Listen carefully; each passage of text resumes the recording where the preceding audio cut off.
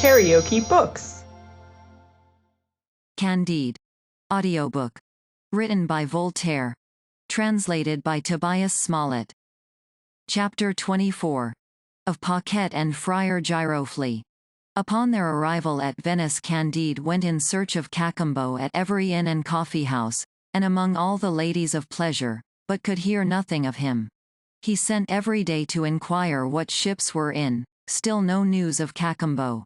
"It is strange," said he to Martin, "very strange that I should have time to sail from Suriname to Bordeaux, to travel thence to Paris, to Dieppe, to Portsmouth, to sail along the coast of Portugal and Spain, and up the Mediterranean to spend some months at Venice, and that my lovely Cunegonde should not have arrived. Instead of her, I only met with a Parisian impostor, and a rascally abbé of Perigord. Cunegonde is actually dead, and I have nothing to do but follow her. Alas! How much better would it have been for me to have remained in the paradise of El Dorado than to have returned to this cursed Europe. You are in the right, my dear Martin. You are certainly in the right. All is misery and deceit." He fell into a deep melancholy, and neither went to the opera then in vogue, nor partook of any of the diversions of the carnival. Nay, he even slighted the fair sex. Martin said to him, "Upon my word, I think you are very simple to imagine that a rascally valet, with 5 or 6 millions in his pocket, would go in search of your mistress to the further of the world, and bring her to Venice to meet you. If he finds her he will take her for himself, if he does not, he will take another. Let me advise you to forget your valet Cacambo, and your mistress Cunegonde." Martin's speech was not the most consolatory to the dejected Candide.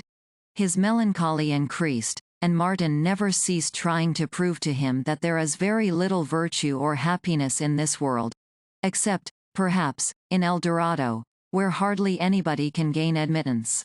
While they were disputing on this important subject, and still expecting Miss Cunegonde, Candide perceived a young Theatin friar in the Piazza San Marco, with a girl under his arm. The Theatin looked fresh-colored, plump, and vigorous. His eyes sparkled. His air and gait were bold and lofty. The girl was pretty, and was singing a song, and every now and then gave her Theatin an amorous ogle and wantonly pinched his ruddy cheeks. "You will at least allow," said Candide to Martin, "that these two are happy. Hitherto I have met with none but unfortunate people in the whole habitable globe, except in El Dorado, but as to this couple, I would venture to lay a wager they are happy." "Done," said Martin, "they are not what you imagine." "Well, we have only to ask them to dine with us," said Candide, "and you will see whether I am mistaken or not." Thereupon he accosted them, and with great politeness invited them to his inn to eat some macaroni, with Lombard partridges and caviar, and to drink a bottle of Montepulciano, Lacrima Christi, Cyprus, and Samos wine. The girl blushed. The Theatin accepted the invitation and she followed him, eyeing Candide every now and then with a mixture of surprise and confusion, while the tears stole down her cheeks. No sooner did she enter his apartment than she cried out, "How, Monsieur Candide, have you quite forgot your Paquette? Do you not know her again?" Candide had not regarded her with any degree of attention before, being wholly occupied with the thoughts of his dear Cunegonde. "Ah! Is it you, child? Was it you that reduced Drive Pangloss to that fine condition I saw him in?" "Alas! Sir," answered Paquette, "it was I, indeed. I find you are acquainted with everything, and I have been informed of all the misfortunes that happened to the whole family of my Lady Baroness and the fair Cunegonde. But I can safely swear to you that my lot was no less deplorable. I was innocence itself when you saw me last. A Franciscan, who was my confessor, easily seduced me. The consequences proved terrible. I was obliged to leave the castle some time after the Baron kicked you out by the backside from there, and if a famous surgeon had not taken compassion on me, I had been a dead woman.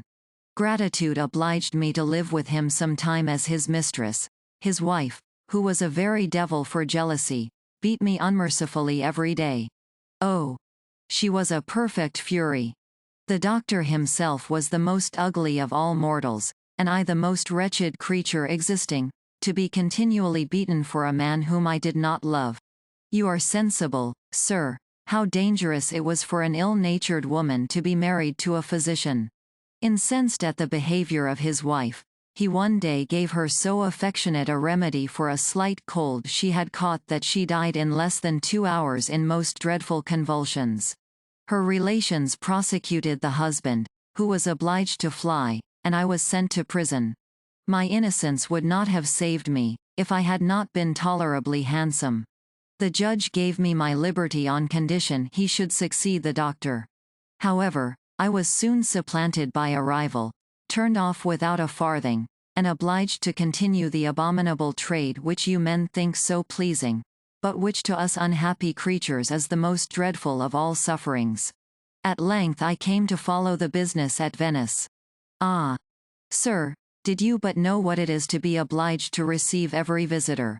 Old tradesmen, councillors, monks, watermen, and abbés, to be exposed to all their insolence and abuse, to be often necessitated to borrow a petticoat, only that it may be taken up by some disagreeable wretch, to be robbed by one gallant of what we get from another, to be subject to the extortions of civil magistrates, and to have forever before one's eyes the prospect of old age, a hospital, or a dunghill, you would conclude that I am one of the most unhappy wretches breathing.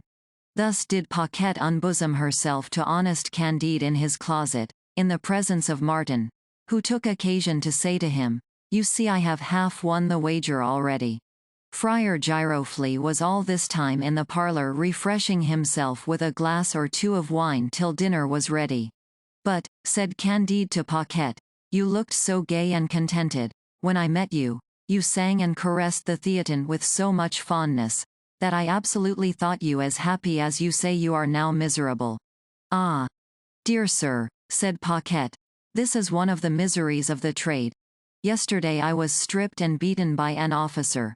Yet today I must appear good-humoured and gay to please a friar." Candide was convinced and acknowledged that Martin was in the right. They sat down to table with Paquette and the Theatin. The entertainment was agreeable, and towards the end they began to converse together with some freedom. "Father," said Candide to the friar, "you seem to me to enjoy a state of happiness that even kings might envy. Joy and health are painted in your countenance. You have a pretty wench to divert you, and you seem to be perfectly well contented with your condition as a Theatin." "Faith, sir," said Friar Giroflee, "I wish with all my soul the Theatins were every one of them at the bottom of the sea. I have been tempted 1,000 times to set fire to the monastery and go and turn Turk. My parents obliged me, at the age of 15, to put on this detestable habit only to increase the fortune of an elder brother of mine, whom God confound. Jealousy, discord, and fury reside in our monastery. It is true I have preached often paltry sermons, by which I have got a little money, part of which the prior robs me of, and the remainder helps to pay my girls. But, notwithstanding, at night, when I go hence to my monastery, I am ready to dash my brains against the walls of the dormitory. And this is the case with all the rest of our fraternity." Martin, turning towards Candide, with his usual indifference, said, "Well, what think you now? Have I won the wager entirely?" Candide gave 2,000 piastres to Paquette, and 1,000 to Friar Giroflee, saying, "I will answer that this will make them happy." "I am not of your opinion," said Martin, "perhaps this money will only make them wretched." "Be that as it may," said Candide, "one thing comforts me. I see that one often meets with those whom one never expected to see again. So that, perhaps, as I have found my red sheep and Paquette, I may be lucky enough to find Miss Cunegonde also." "I wish," said Martin, "she one day may make you happy, but I doubt it much." "You lack faith," said Candide. "It is because," said Martin, "I have seen the world." "Observe those gondoliers," said Candide, "are they not perpetually singing?" "You do not see them," answered Martin, "at home with their wives and brats. The Doge has his chagrin, gondoliers theirs. Nevertheless, in the main, I look upon the gondolier's life as preferable to that of the Doge. but the difference is so trifling that it is not worth the trouble of examining into.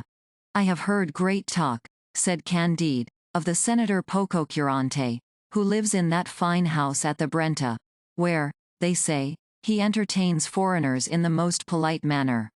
They pretend this man is a perfect stranger to uneasiness. I should be glad to see so extraordinary a being, said Martin. Candide thereupon sent a messenger to Señor Pococurante, desiring permission to wait on him the next day. KaraokeBooks.